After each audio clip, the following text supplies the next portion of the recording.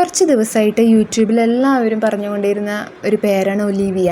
ഒലീവിയയുടെ കാര്യങ്ങളായിരുന്നു പറഞ്ഞുകൊണ്ടിരുന്നത്. പിന്നെ ഒലീവിയ യൂട്യൂബേഴ്സിനെതിരെ പറഞ്ഞ ഒരു വീഡിയോ വൈറലായിരുന്നു. അത് നല്ല രസമുണ്ടായിരുന്നു കേട്ടോ. അങ്ങനെ ഒരു ഇതിൽ നോക്കുകയാണെങ്കിൽ നല്ല രസമുള്ളൊരു വീഡിയോ ആയിരുന്നു. അതിനെ പറ്റി പിന്നെ കുറേ പേര് വീഡിയോ ചെയ്തിരുന്നു. പക്ഷെ എന്തൊക്കെ പറഞ്ഞിട്ടും എനിക്ക് തോന്നുന്നു ഒലീവിയയുടെ വീഡിയോസൊക്കെ ആദ്യം ഞാൻ കണ്ടിട്ടുണ്ട് 1000 ലൈക്കൊക്കെ ഉണ്ടായിരുന്നുള്ളൂ.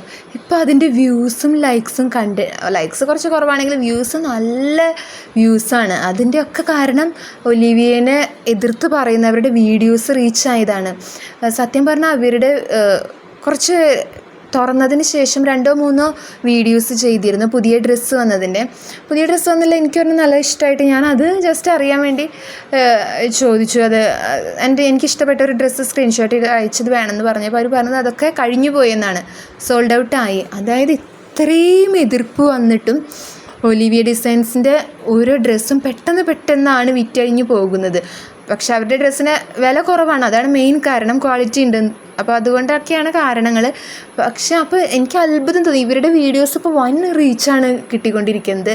ഇവർക്ക് അതിൻ്റെ പേരിൽ കുറേ ബിസിനസ് ലാഭമുണ്ടായി. പക്ഷേ ഇവർക്ക് കസ്റ്റമേഴ്സിന് ഒരു പരാതിയും ഇല്ല കേട്ടോ.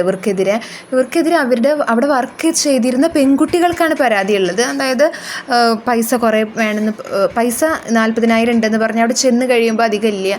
അതൊക്കെയാണ് പ്രശ്നങ്ങൾ. പിന്നെ ഹോസ്റ്റലിൽ ഫുഡൊക്കെ ഫ്രീ ആണെന്ന് പറഞ്ഞാൽ അവിടെ ചെല്ലുമ്പോൾ അതിൻ്റെയൊക്കെ പൈസ വാങ്ങുന്നുണ്ട്. പിന്നെ അത് കൂടാതെ ഫൈൻ ഈടാക്കുന്നുണ്ട്. അതൊക്കെയാണ് മെയിൻ പ്രശ്നങ്ങൾ. പിന്നെ എന്തോ അവരുടെ ഭർത്താവ് മോശമായിട്ട് എന്തൊക്കെയോ അങ്ങനെയൊക്കെ പറയുന്നുണ്ട്. ഇതൊന്നും എനിക്ക് അനുഭവമല്ല, യൂട്യൂബിൽ പറയുന്ന കാര്യങ്ങൾ മാത്രമാണ്. അതുകൊണ്ട് തന്നെ ഒലിവിയനെ വെച്ച് മോശം പറയാനൊന്നും ഞാൻ ആളല്ല. കാരണം എനിക്ക് അങ്ങനത്തെ അനുഭവമില്ല. ഡ്രസ്സ് എടുത്ത് ആ ഡ്രസ്സ് നല്ലതാണ്, അത്രേ നമുക്ക് പറയാൻ കഴിയുള്ളൂ. പക്ഷെ അവരുടെ ബിസിനസ് ഇപ്പോൾ വൻ റീച്ചിലാണ് പോയിക്കൊണ്ടിരിക്കുന്നത്.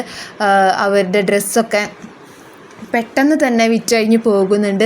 എനിക്ക് തോന്നുന്നു ഇവർക്ക് ഇതുകൊണ്ട് ലാഭമാണ് ഉണ്ടായത്. അതായത് കേസും കാര്യങ്ങളൊന്നും ഇല്ല അവർക്കെതിരെ. ഈ വീഡിയോസ് മാത്രമേ വന്നിരുന്നുള്ളൂ ഒലീവിയസിനെതിരെ. അപ്പോൾ പിന്നെ അവരാണ് കേസ് കൊടുത്തേക്കണെന്ന് തോന്നുന്നു. ഒലീവിയയെ അപകീർത്തിപ്പെടുത്താൻ ശ്രമിക്കുന്നുണ്ടെന്ന് പറഞ്ഞ് അവർ കേസ് കൊടുത്തുന്നുണ്ട് തോന്നുന്നു. അപ്പോൾ അവർക്കത് വൻ ലാഭമായിട്ടാണ് ഉണ്ടായത്.